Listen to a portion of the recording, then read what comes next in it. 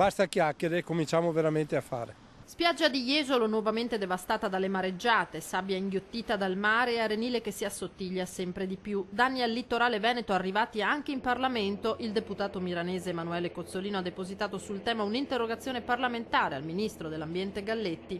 I problemi si concentrano sempre sulla zona Pineta dove mancano i pontili. Quindi dicono che i pontili non siano il problema, la risoluzione dei problemi, però guarda caso tutto il resto di Jesolo non ha problemi, i problemi sono solo là.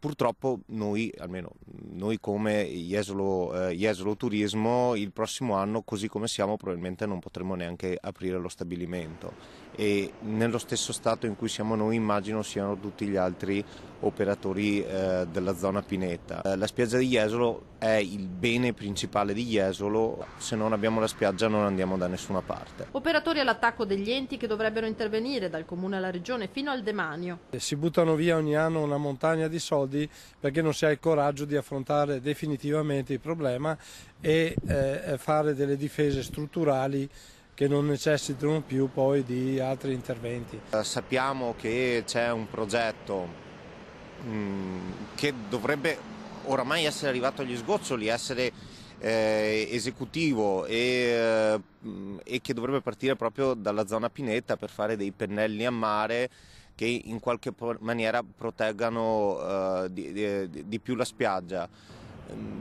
Però il progetto che doveva partire quest'inverno ad oggi ancora non se ne sa nulla. Nel frattempo sono gli imprenditori a doversi rimboccare le maniche. Si spende veramente tanto ogni anno per buttare, nel vero senso della parola, buttare il denaro a mare.